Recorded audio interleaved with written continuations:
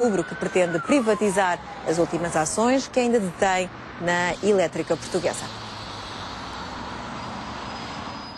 A Faculdade de Direito de Lisboa discute amanhã uma conferência sob o título As privatizações não se discutem.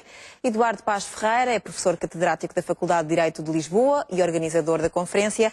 Está nos estúdios da TV24. Muito boa tarde e obrigada pela sua disponibilidade em vir a este jornal. O nome desta conferência é algo curioso. É irónico este ponto de interrogação? Muito obrigado, antes de mais. Enfim, creio que no conjunto das notícias económicas que muito bem trouxe aqui, esta é mais uma que tem a ver com o nosso cotidiano, embora a minha ideia é que, por vezes, não se pensa que as privatizações tenham tanto a ver com o nosso cotidiano como isso. E, portanto, como infelizmente estamos tão atarefados e legitimamente a pensar noutras questões, as privatizações tenderam a ficar para um segundo plano. Eu tenho a impressão, no entanto, que entre a altura em que a conferência foi concebida com este título e aquela em que se vai concretizar, começou a haver um maior interesse pelas privatizações, talvez porque elas começaram a atingir áreas mais sensíveis. Mas, sobretudo, isto quer também significar um alerta para que a universidade é um polo de referência para este tipo de discussão. Permite uma discussão talvez mais tranquila, mais contrastada, com pontos de vista diferenciados, mas discutido num ambiente de serenidade e não de discussão excessivamente viva. Como às vezes outras instâncias acabam por proporcionar essas discussões. Embora sejam necessárias também essas outras discussões. Como é óbvio. Tem havido muitas privatizações nos últimos tempos e seguir-se-ão ainda mais. Há muitas críticas, também há algumas vozes a favor. Como é que vê este processo em que o Estado se desapropria do seu património em prol de uma venda? Sabe, em Portugal, durante muito tempo, vigorou um princípio da irreversibilidade das nacionalizações, que foi afirmado no texto originário da Constituição de 1976 e que só veio a ceder na revisão constitucional de 1989. Um pouco paradoxalmente, 35 anos, 36 anos depois, o tempo passa tão depressa que já temos dificuldade, estamos numa espécie de princípio de irreversibilidade das privatizações. Mas um princípio da irreversibilidade que não tem essa legitimação democrática que lhe era dado pela Constituição, mas que resulta, se quiser, do memorando da Troika. E as privatizações, naturalmente, têm uma carga ideológica e uma carga emocional que anda associada. Mas há também uma discussão técnica e financeira que é possível ter. E uma discussão social e económica.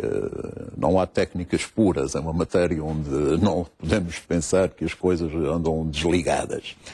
E um dos aspectos mais impressionantes é fazer um programa de privatizações com uma calendarização, que ainda por cima é uma calendarização muito apertada. Ora bem, e numa altura em que a economia também eventualmente não será muito proveitosa para o Estado. Em Portugal é evidente que não há grupos económicos em condições de irem a essas privatizações. Enfim, podem às vezes apanhar uma pequena boleia de algum grupo estrangeiro, mas, portanto, são empresas que vão ser vendidas a estrangeiros. O que é assumido, da EDP e da por exemplo, não é? E o que é, de resto, assumido pelo Governo como um aspecto positivo, na medida em que pode contribuir para dar uma imagem de abertura do país e permitir o afluxo de capitais a Portugal. Agora, é evidente que se os compradores sabem que o Estado português tem que vender, ou considera que tem que vender, é uma questão que se pode discutir num determinado prazo, não têm nenhuma razão para não tentarem obter as melhores condições, sabendo que há, digamos, estar a vender ao desbarato o nosso património? Portanto, podemos estar a vender as nossas joias que nos restam e que já são pouquinhas, e enfim, também algumas talvez já nem sejam joias, mas por preços que estão longe de ser... E considera que há áreas que não deviam ser sequer privatizáveis? Pessoalmente, creio que há núcleos que não deviam ser privatizados. Por exemplo? Embora possa admitir, vou já lá, embora possa admitir que algumas soluções intermédias possam atingir resultados semelhantes ao da manutenção da nacionalização. Nós, depois deste extenso programa, que começou nos finais da década de 80, já nacionalizamos quase tudo, digamos, e agora estamos a chegar a um núcleo muito estrito, que é o dos serviços, normalmente designados por serviços de interesse geral, serviços de interesse comum, que são serviços que estão muito ligados à coesão económica e social. serviços como o abastecimento de água, serviços de transportes, serviços que são fundamentais para que a comunidade viva e em que a qualidade dos serviços é determinante. Ora bem, esses setores eu claramente preferiria que ficassem em mãos públicas, tal como ficam em muitos outros países estrangeiros. Houve, digamos, um processo de privatização generalizado, que não foi só em Portugal, muito pelo contrário. Aliás, um pouco ironicamente, foram governos de esquerda ou centro-esquerda aqueles que mais privatizaram. Em Portugal isso é nítido, os governos que mais privatizaram foi o governo de António Guterres e depois de José Sócrates. E agora, digamos, este governo, então, dentro daquilo que resta e que pretende mais ou menos acabar. O contribuinte beneficia mais quando esse tipo de serviços são levados a cabo por empresas do Estado, nacionalizadas? O contribuinte, enquanto cidadão em conjunto, enquanto beneficiário desses serviços, corre riscos de ver a qualidade dos serviços diminuídos. O exemplo, enfim, clássico dessa consequência perversa são os comboios ingleses, como sabem, que a qualidade caiu de tal forma que já se admite a renacionalização das vias ferroviárias. E é um pouco curioso, porque Portugal, de alguma forma, faz tudo fora de tempo. Quando Portugal nacionalizou, já tinha acabado a onda das nacionalizações. E agora que estamos a privatizar, começa a tremer um pouco a onda das privatizações.